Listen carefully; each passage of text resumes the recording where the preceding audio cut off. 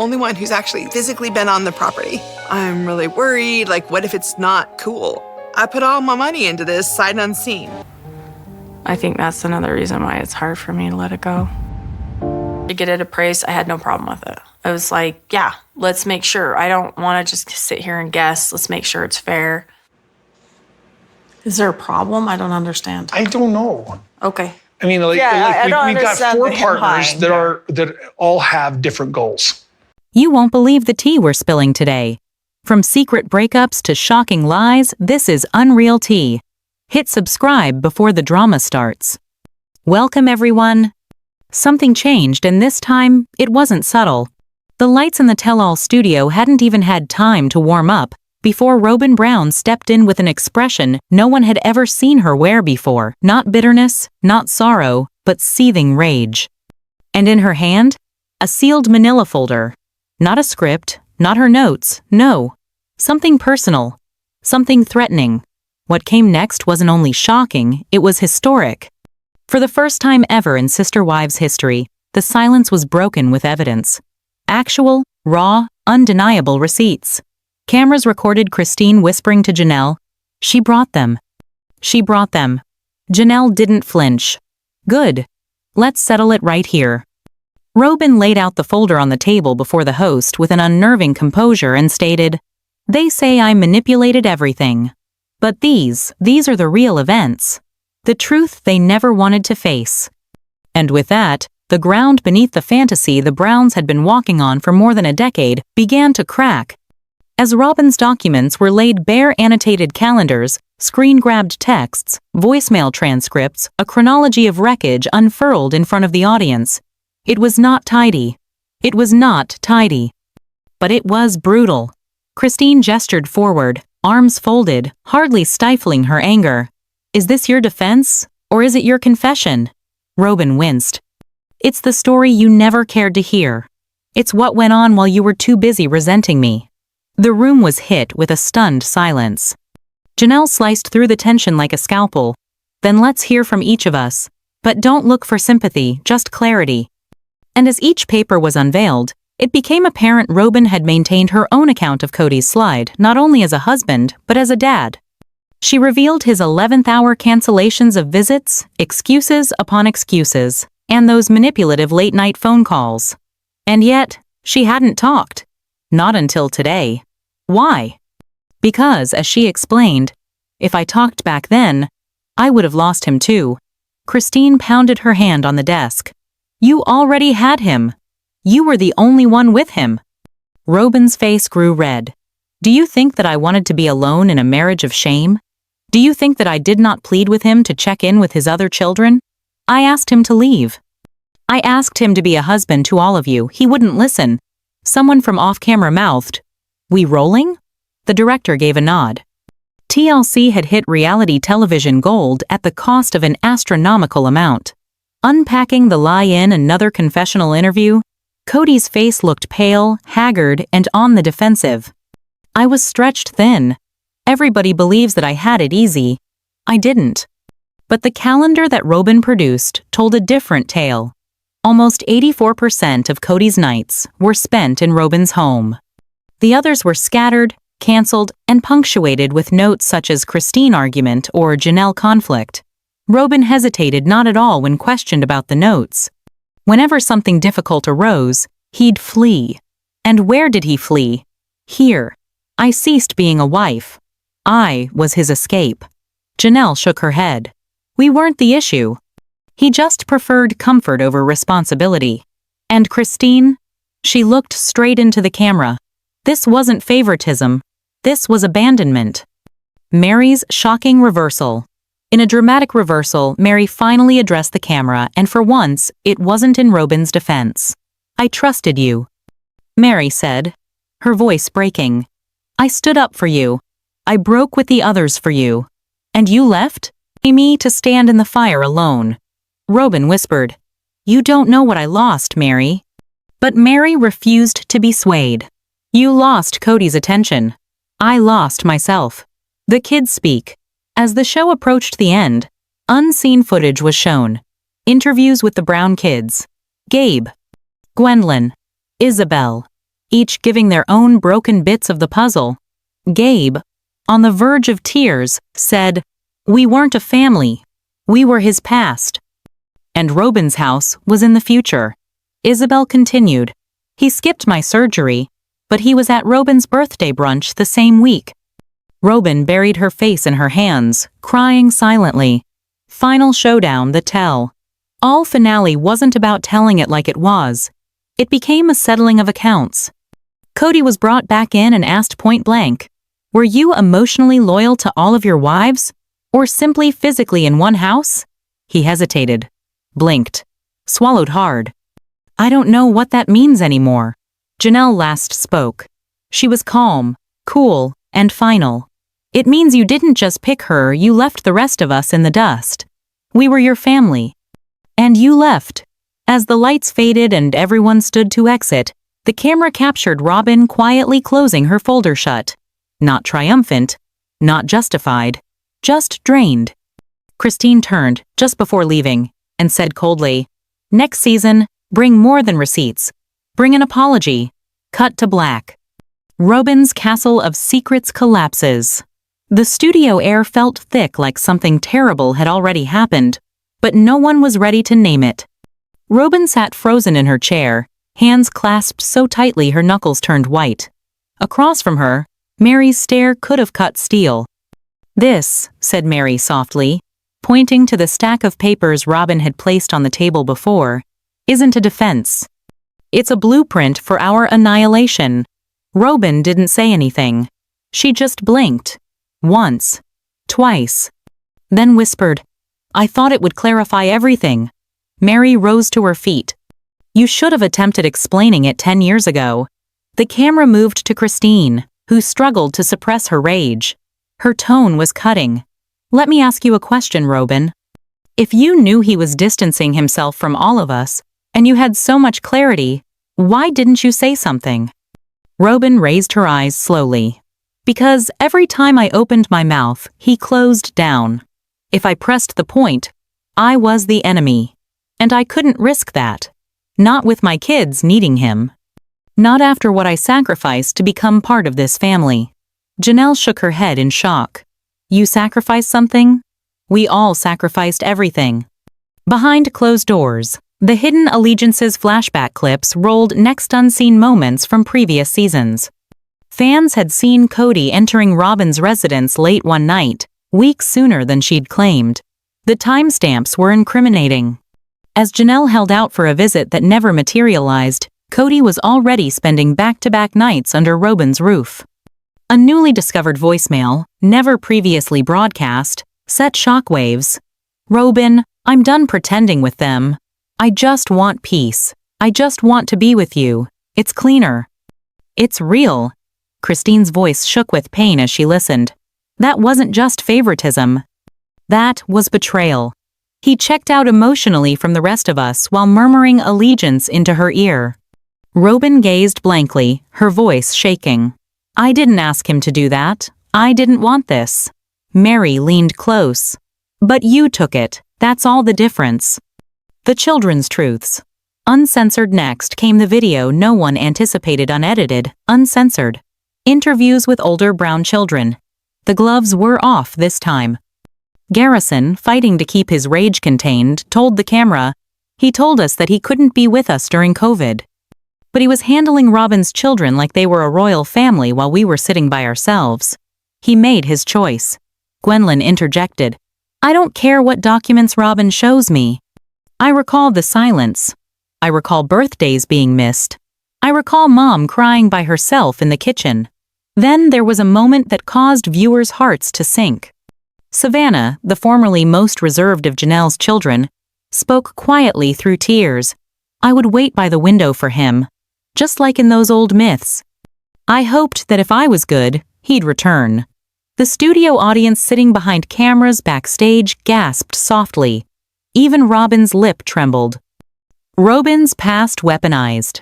Just when it seemed things couldn't get worse, Christine pulled out a printed blog post from nearly a decade ago, long-forgotten interview Robyn had once given to a polygamy-positive website.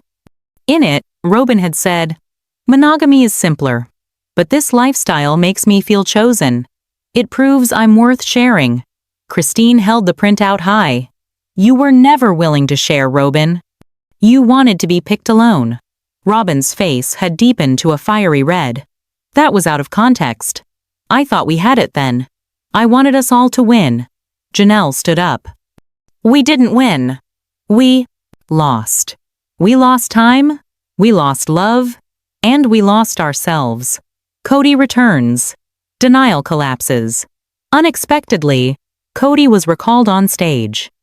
He entered with the same bristling defensiveness arms, folded, brow-knitted, practiced denials in the wings. But this time, the women didn't let him spin. Christine struck first. Tell us about that voicemail. Now. He attempted to deflect. You don't know the pressure. No, Janelle interrupted. We know it better than you ever knew, because we lived it while you took cover.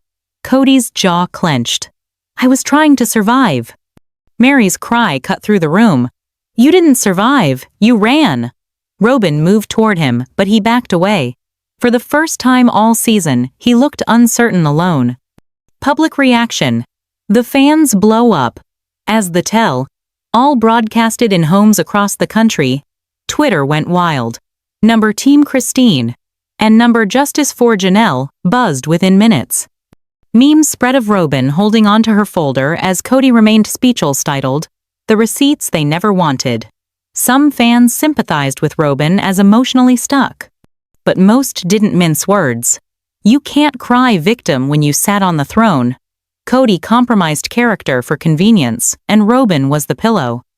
Justice for Savannah. She was better than this. The family vote. As the last segment started, the host dropped a bombshell. The kids Severi, one of the 18, were asked off-camera one question. Do you think the family was fair and equal? 17 said no. 1 abstained. That statistic knocked Kody over. Christine turned to him, her voice gentler this time. They're not just memories. They're the payback for what we let slide.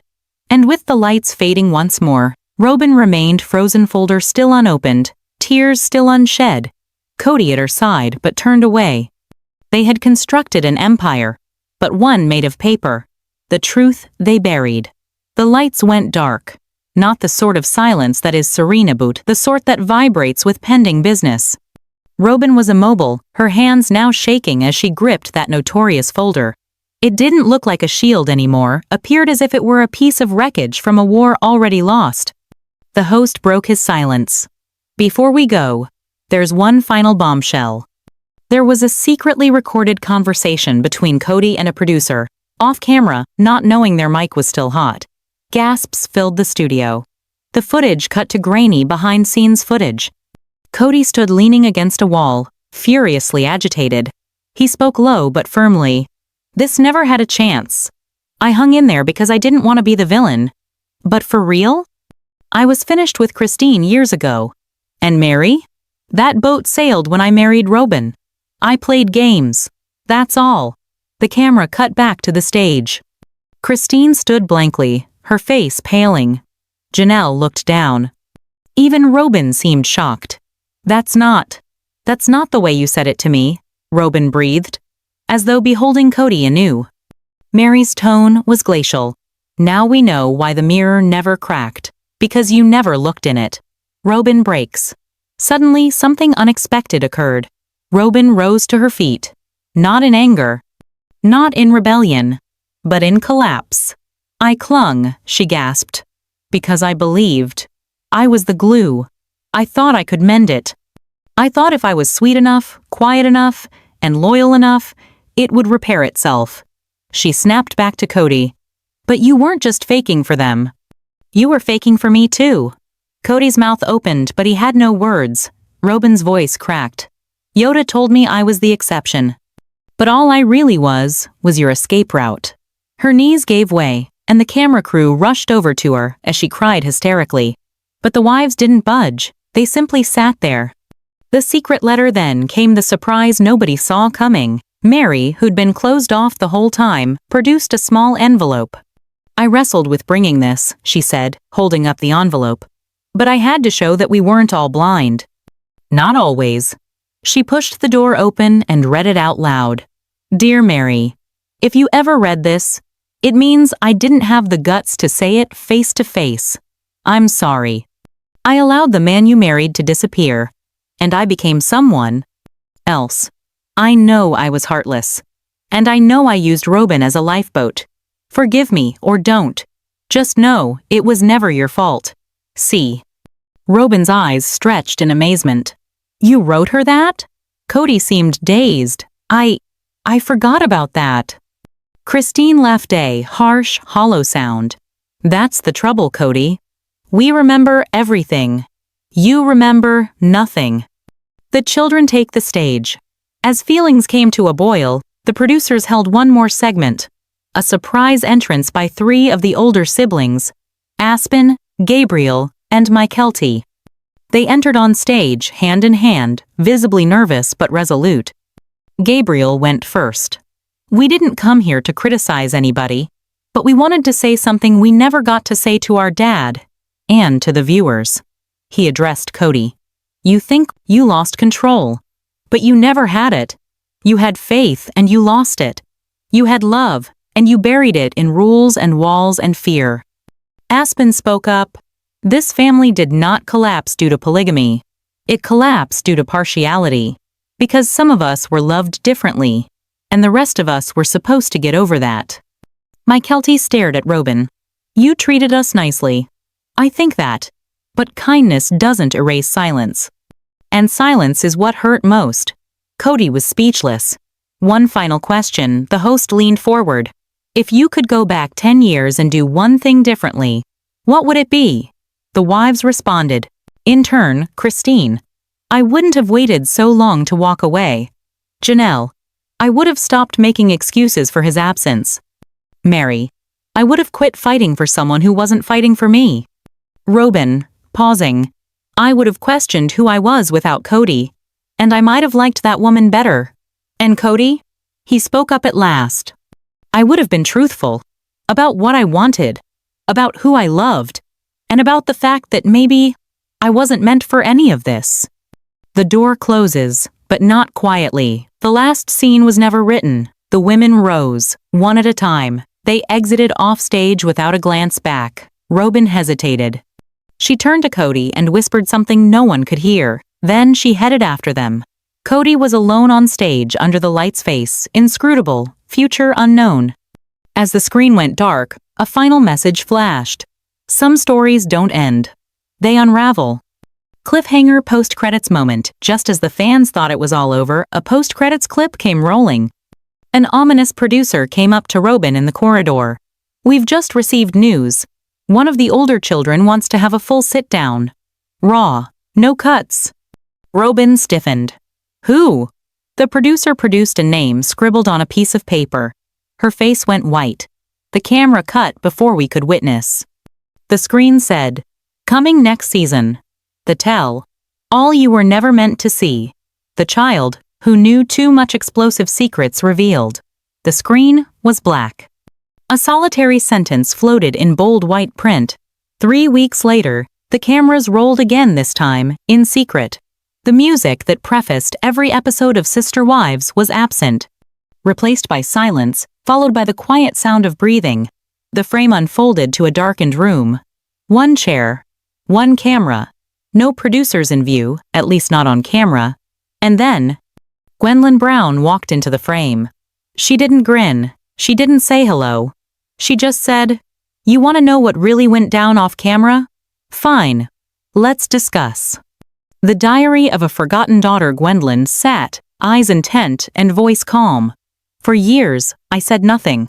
I laughed during the cringeworthy scenes. I hugged when the cameras instructed me to. I told them I was okay when I was anything but. But after all of that, after Garrison, I can no longer pretend. Her fingers played with a well-worn notebook. This is all of it I wrote. From the moment Robyn joined the family, to the moment Dad ceased to look me in the eyes. She turned to a page marked by a bookmark. 2015. My dad said I had to be more respectful to Robyn's children. I asked why they could scream and smash, but we must be flawless. He said, because they're getting used to things. Be patient. But we were getting used to things too. Nobody told us that counted. Favoritism. Wasn't a theory, it was a rule. Gwendlyn leaned forward, intensity behind her placid composure. They say favoritism is a perception. But for us, it was policy. She ticked off instances like bullet points. Robyn's children received new shoes ahead of the others. Her birthdays were recorded, the others weren't. When Truly was ill, Kody couldn't make it. But when Aurora had a cold, he flew state lines. Don't call it love, Gwendlyn told him. Call it management. A tape that wasn't supposed to exist, she flashed a small USB. This? It's from Aurora's Sweet 16. Kody didn't know we had it. He was mic'd up. Forgot to take it off. And in the car, he told me everything. The screen broke to audio. I don't care what the others say anymore. I've got what I need, Robyn and the kids who still love me. The rest are just drama. The clip ended. Silence. The moment everything broke. Gwendlyn's voice shook now. You want to know the exact moment I gave up on my father? She read another entry in the diary. 2022. We were all mourning Garrison was fading away, and nobody knew how to touch him. Kody told me, that boy always had a weak spirit. That was it. That was when I realized he wasn't returning to us. Her eyes brimmed with tears, but she did not weep. I'm not here for revenge. I'm here for truth. Because so many people watched our family fall apart and thought it was entertainment. But for us, it was a funeral in slow motion, and Kody the one driving the coffin lid shut. The woman behind the curtain. Then, with a long pause, Gwendlyn added one sentence that altered everything. And Robyn? She didn't watch. She plotted. The producer's voice now heard queried, Are you claiming Robyn orchestrated the breakup of the family? Gwendlyn nodded. Listen to what Mom discovered in the attic on the day she left. Secrets in the attic what Robyn never wanted found. We fade back in the interview room is quiet. Gwendlyn's voice shakes, but her determination is firm. Christine boxed up items in the attic that day. She left Flagstaff, baby things, books, old toys, things forgotten. That's when she discovered the folder. She speaks directly to the camera, and now, a manila envelope behind the air vent, marked in Robyn's handwriting, Plan, Unity Reset 2014, 2022. Christine's silent breakdown. The camera shifts to Christine. This interview was conducted only a few days after Gwendlyn's She's Gripping the Folder. Christine is white. Shuddering. I didn't know what I was seeing. She breathes. I thought it was just receipts. But then I saw the timeline. The names. My name. Janelle's. Even Meri's. And next to each, a checklist. The camera tightens. Phrases are scrawled in Robyn's handwriting. Christine. Separate from Kody attack. Disrespect theme. Janelle. Destroy commitment. Force financial divide. Meri.